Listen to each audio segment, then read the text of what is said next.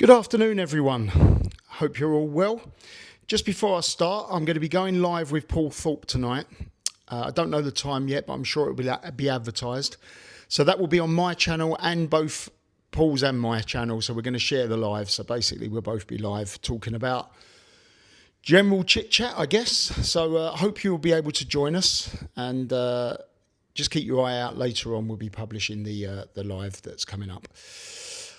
So yesterday, I thought I'd tell you this. So yesterday, Sophie for Christmas bought me this lovely coffee machine. It's like one of the ones in, say, Costa Coffee, something like that, but a much smaller version of it. It's got the steamer, it's got the grinder, it's proper coffee beans. We get the coffee beans from the restaurant where we use the same coffee. It's a fantastic premium coffee. It's absolutely lovely. Anyway, basically, when you finish with the coffee, it's all ground, and you had your coffee, you empty it into a little pot. And I keep the ground up coffee beans because it's very, very good to put them on the plants. Apparently it's good for the earth and the plants and stuff like that. So I get a bundle of it, and then once I've filled the little pot up, I take it outside and I put it around a rose bush and stuff like that. Whether it works or not, I don't know, but that's what I've been told, so that's what I do. Anyway, cutting a long story short, yesterday I finished my coffee and I emptied the little coffee grinds, and the pot was virtually full. So I decided to take it outside. So as you walk out of our kitchen door, you go into like an outside utility area. So it's undercover, but it's open, and it's got arches in it, but there's no windows or anything. So it's just like a little undercover area. As I walked out there, behind me is the utility room, and I started walking out towards the plants I was going to put this coffee stuff down on. And all of a sudden, a huge, and I mean huge, at least 4-foot snake scuttles past me.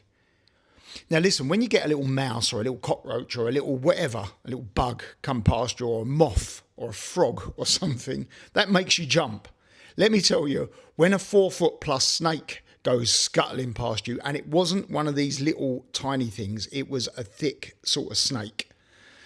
When that goes scuttling past you, it really makes you jump.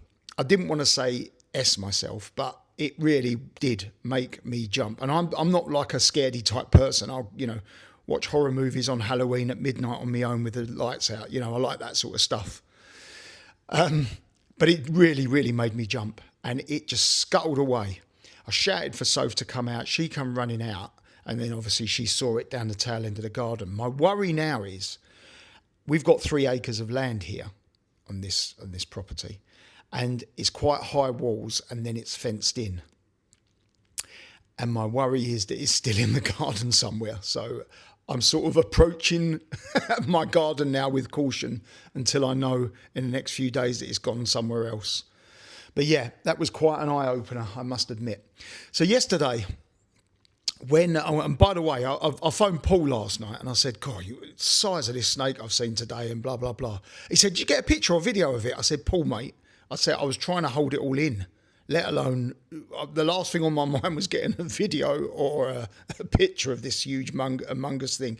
We did have someone actually, when we first moved to Spain, he had to call the police. There's an emergency service that gets rid of, I suppose, if you had a crocodile in your pool, it would get rid of that, and that type of thing. I mean, luckily we don't get crocodiles here, but this snake, and I did see a picture of it, and I did know the person that removed it that worked in the emergency services. The snake was at least 8 foot, and it was a big one, really big. They reckon it had come in on his truck. They reckon it had hidden in his truck somewhere, and then he's pulled into the garage and obviously left the door open, and it's got into the house somewhere. Anyway, imagine having that. Yesterday, I was running around the house like a lunatic, trying to do a few things, and Sophie had to go to an appointment that she had. So I said, I'm running around. I said, right, I'm just going to go and do something. I said, I'm going to go and clear the pool out, because there was some leaves on the pool where it had blown all the leaves in. She said, we have to be quick because I've got an appointment and I've got to leave here at 5 minutes. The latest I can leave here is in 5 minutes' time. So that was past. Anyway, I went out. I quickly scooped round the pool like a nutcase, come running back in. It must have been about 4.5 minutes. So she had 30 seconds to go. She'd only gone and pulled all the sofas out, and she was mopping and sweeping behind the sofas and stuff. I said, I thought you had to go. She goes, yeah, I've got to. Does anyone else have that where their missus would say, you've got to be really quick, I've got to leave. And then they'll pull out the sofas and start mopping behind them and things like that. It's the last thing I would think of doing if I'm going out to an appointment in 5 minutes. Anyway, there you have it. An update on my banking thing. I've done a video about Santander Bank a few videos ago now. So it's got to a point now, I'll quickly run over the basics of it if you haven't seen that video. So basically they were asking me for loads and loads of stuff. They wanted to see a tax return. They wanted to see all the properties that I own, proof of the properties that I own, tenancy agreements, this, that and everything else. Utility bills, where the income comes from, all this sort of stuff. And I said to them, whoa, hold on a minute. I said, you're my bank. You're not the tax man. You're the bank. I've not got an overdraft with you. The people that have paid into my account monthly, because I have properties that I rent out, and generally I don't really have a change of tenants very often. So the people that have been paying into the banks for the last, well, I don't know how long I've been with Santander, let's say 10 years.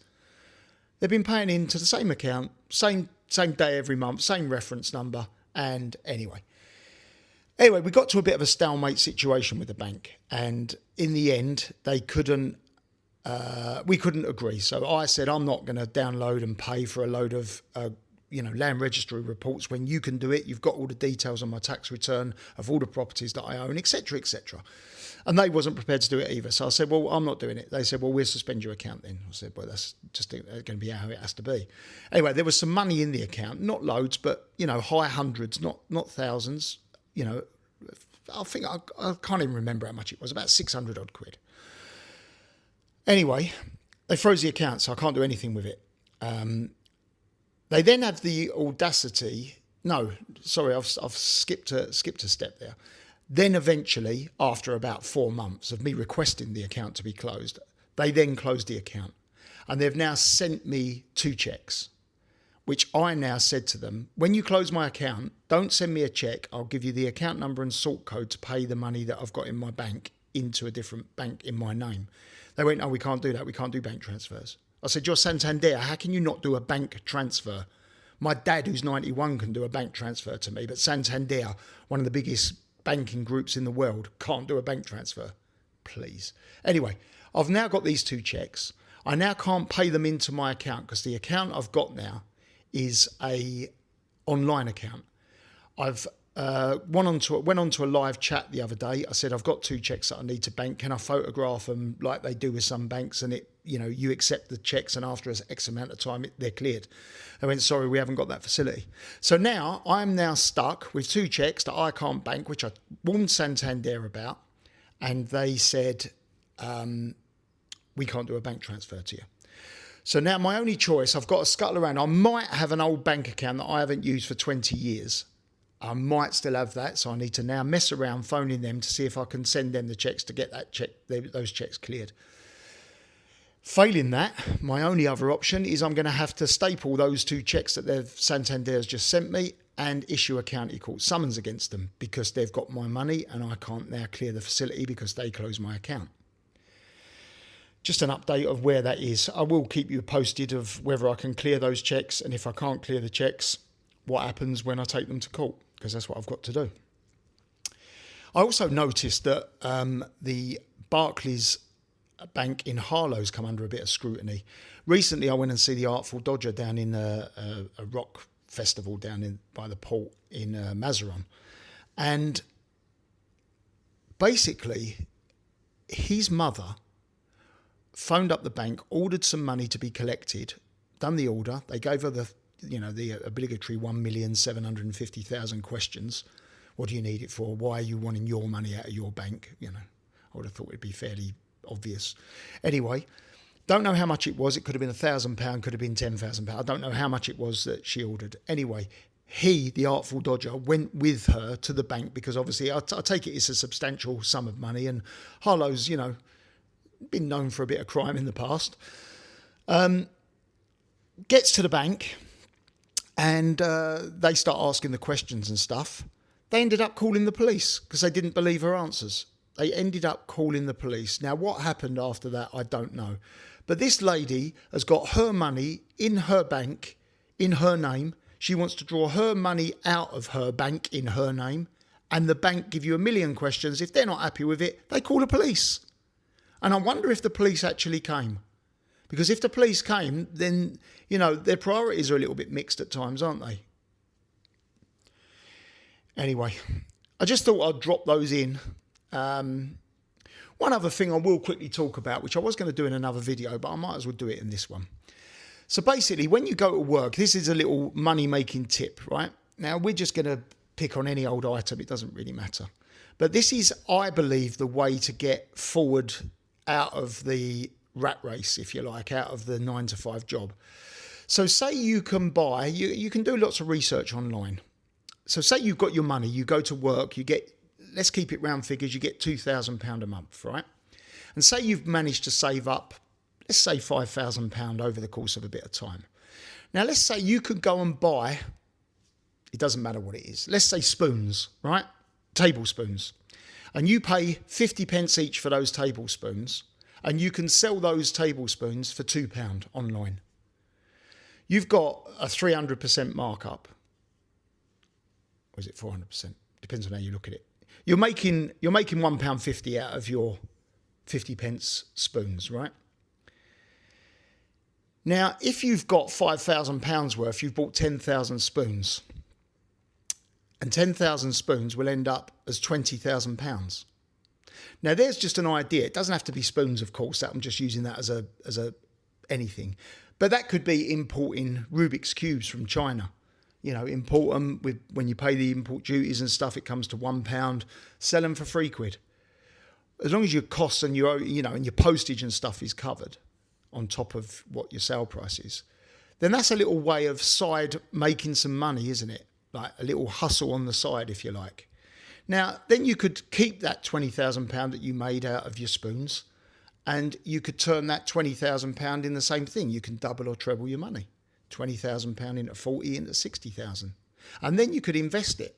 You could invest it into, or keep £20,000 of it back, put £40,000 into something else. What you've got to try and do here is try and think outside the box. So find a thing that you can sell, that people need, that you can buy at a reasonable cost, pay any import duties and any taxes that's due, and after that, if you can double or triple your money, where's the problem with that? How about a little think? Put your thinking caps on, guys, and see if you can make your money that you earn. So making your money make money, and then that money then makes money, and that's the way to project yourself out of debt, out of who knows? It could get to such a busy thing where you're selling these different items. It could be a bar of soap. It could be a pack of washing up liquid. It doesn't matter. What I'm trying to say is, if you can find something that you can buy cheap. You buy that cheap, you sell it for double or treble your output, you've now made some money on the side, haven't you? Obviously, you have to put it in the bank because obviously everything has to go through, but you've now got a little side business going on. Now, as I say, that can be matchboxes, it can be cars, it can be anything. It doesn't matter, aeroplanes, yachts or bloody houses. Doesn't matter. If you've got a little sideline that you can invest the money that you've got, rather than just leaving it in the bank earning interest, why not put it into something that you can sell for a profit, or double your profit, or treble, or quad? Who knows? If you've got an item that's needed, wanted, an everyday item that you can sell, key rings, it doesn't matter what it is. Have a little think about it, guys, because it's a way of you possibly, obviously you need to do a little bit of research, because you don't want to end up buying, if you live in Iceland, you don't want to end up buying blooming ice cubes, do you? Because you're not going to sell them. But if you do a little bit of research in something that is actually wanted, and you could, it hasn't got an expiry date, like a spoon hasn't got an expiry date, has it? You can have that same spoon in 25 years' time. It hasn't gone off. What I'm saying is, if you're selling bread, you've obviously got 3 or 4 days before that's got to be thrown in the bin. But if you're buying something that's non-perishable, that doesn't go out of date, then you've got a lot of time to sell it. And even if it's a little side hustle that takes a long while, just trying to think of ways to make your money make money, rather than just putting it in the bank and earning a measly amount of interest and paying tax on that interest as well. Anyway, guys, I hope to see you all later on the live with Paul Thorpe. I'll be showing it on my channel. Paul will be showing it on his channel. Choose wisely. I'll see you all later. Have a good day, guys.